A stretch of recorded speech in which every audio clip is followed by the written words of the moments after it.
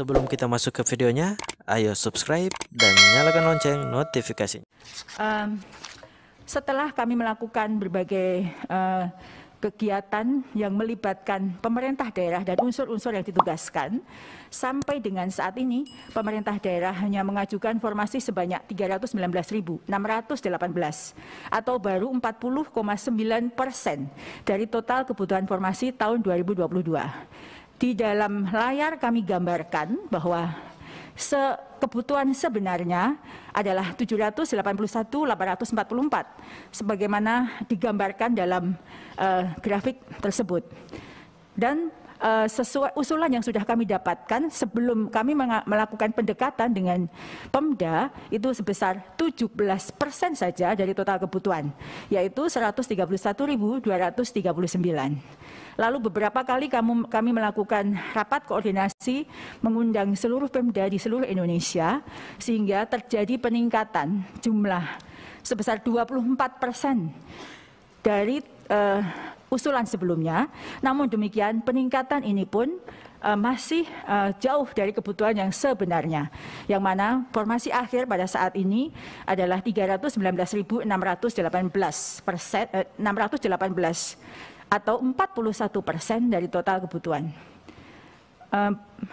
Kami laporkan Pak Fikri pada saat RDP kami laporkan Brebes menarik usulannya, namun berbagai pendekatan yang sudah dilakukan, bupatinya langsung datang ke Menpan dan PKN, formasi 517 itu dikembalikan lagi, alhamdulillah, sehingga laporan pada saat RDP itu berdampak pada Pemda kembali mengusulkan kembali. Karena ada informasi yang didengar oleh guru dan guru kemudian melakukan advokasi kepada Pemda dan saya mendampingi Bupati Kabupaten Brebes sehingga formasi tersebut kembali, alhamdulillah. Memang ini luar biasa. Akibat RDP. Iya, betul. Selanjutnya kami laporkan di slide berikutnya, Bapak Ibu yang saya hormati. Ini adalah perincian jumlah formasi untuk total formasi tahun 2022, yaitu 319.618. Formasi ini terdiri dari yang dapat kami sampaikan bahwa formasi yang mendapatkan notifikasi bahwa guru tersebut mendapatkan formasi adalah 127.186. Yaitu guru atau disebut dengan prioritas 1, yaitu guru lolos passing grade tahun 2021. Nah, kami laporkan bahwa untuk P1 ini terkunci pada jabatan atau formasi passing grade-nya. Artinya jika tahun ini belum mendapatkan formasi, passing grade itu masih di bawah sampai tahun depan hingga yang bersangkutan mendapatkan formasi pada jabatan yang dilamar tahun 2021. Ini kami sampaikan karena banyak guru yang mempunyai persepsi berbeda terkait dengan hal ini. Jika tahun ini dia tidak mendapatkan formasi, maka PG-nya hilang. Ini kami laporkan kembali. Jika pemerintah daerah mengusulkan formasi kurang dari kebutuhan, maka P1 tersebut tidak akan mendapatkan formasi, seperti yang kami laporkan, dan jumlahnya cukup besar. Kemudian ada P1 yang tidak mendapatkan penempatan karena memang terdapat kelebihan mata pelajaran di daerah tersebut. Maka yang dari 193.000, 127.000-nya yang sudah aman untuk mendapatkan formasi. Lalu formasi tahun 2022 ini ada 3.184 formasi untuk P2. P2 itu adalah guru THK 2, guru honorer di sekolah negeri yang lebih dari 3 tahun, yang mana akan dilakukan melalui seleksi observasi dan verifikasi. Dan 127.232 untuk formasi untuk P3 atau guru honorer yang ada di sekolah negeri lebih dari 3 tahun. Kemudian kami sampaikan bahwa penempatan P1 ini kami laporkan kembali, menegaskan kembali bahwa penempatan P1 ini tidak menggeser guru honorer lain yang sudah mengabdi atau sudah ada di sekolah tersebut. Karena itu terdapat formasi yang terbuka untuk I2 yang sudah ada di sekolah masing-masing walaupun terdapat P1 yang belum ditempatkan. Jadi kalau sudah ada guru yang mengabdi di situ, tidak akan tergeser oleh guru lain. Ini belajar dari praktek baik tahun 2021 karena banyak guru yang tergeser sehingga dia menjadi tidak mendapatkan mengajar lagi dan menjadi pengangguran. P1 yang tidak dapat ditempatkan diberi kesempatan untuk memilih formasi yang masih kosong dengan menggunakan mata pelajaran atau jabatan lainnya, yang mana dalam hal ini peta linearitas berlaku. Jika P1 melakukan hal tersebut, maka mengikuti seleksi observasi dan verifikasi bersama kelompok P2. P1 tetap diprioritaskan dibandingkan dengan P2. Bapak Ibu yang saya hormati, kami laporkan bahwa ada 62.016 untuk formasi untuk pelamar umum. Jadi mohon maaf ya kesalahan penyebutannya, pelamar umum, yang mana formasi untuk pelamar umum hanya formasi kosong. Jadi kami menyampaikan ini untuk menjawab pertanyaan mengapa ada P umum sementara P1 belum ditempatkan. Formasi P3 untuk umum ini hanyalah formasi kosong yang sama sekali tidak ada guru honorernya.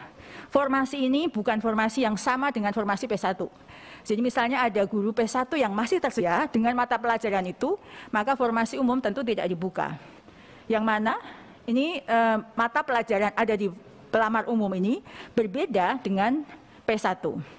Jika masih ada P1 guru bahasa Inggris misalnya yang tidak mendapatkan penempatan, maka tidak akan ada formasi untuk umum untuk mata pelajaran bahasa Inggris. Kami lanjutkan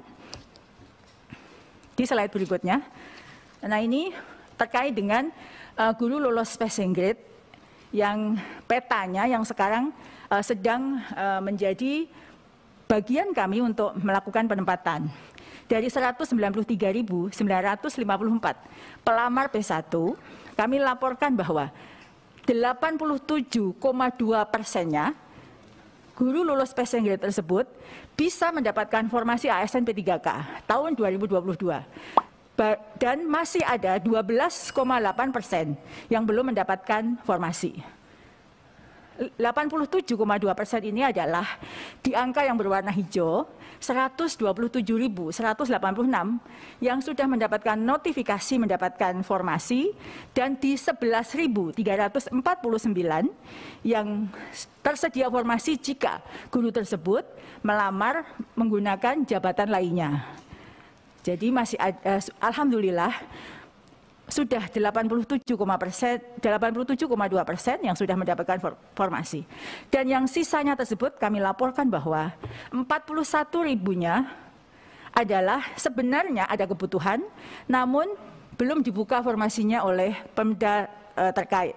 Dan 13.527-nya adalah memang tidak tersedia formasi karena mata pelajaran yang dimiliki oleh guru tersebut memang berlebih. Selanjutnya, di slide ini kami laporkan bahwa yang mendapatkan notifikasi untuk melamar dengan jabatan fungsional lainnya, ini adalah yang belum mendapatkan penempatan bisa mengikuti seleksi sebagai P2, P3, ataupun pelamar umum. Yang pelamar umum ini adalah guru honorer swasta yang lolos passing grade. Jika mereka turun prioritas, maka bisa mengikuti sebagai peserta pelamar umum.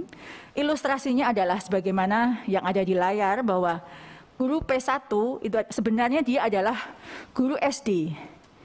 Karena tahun 2021 tidak ada formasi untuk guru kelas SD, guru tersebut melamar sebagai guru SMP matematika misalnya, atau guru SMP IPA.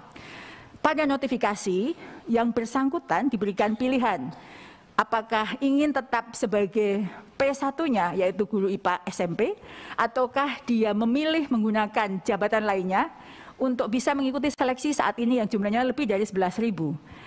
Jika dia setuju tetap pada P1-nya guru IPA, maka dia akan tetap sebagai guru honorer di tempat tugasnya saat ini hingga sampai dibuka formasi berikutnya. Jika dia memilih untuk mengikuti turun prioritas istilahnya, sebenarnya mengikuti seleksi untuk P2 maupun P3, maka dia bisa kembali mengikuti penilaian kesesuaian dan yang bersangkutan bisa memilih sebagai guru kelas SD sebagaimana jabatan yang dimiliki.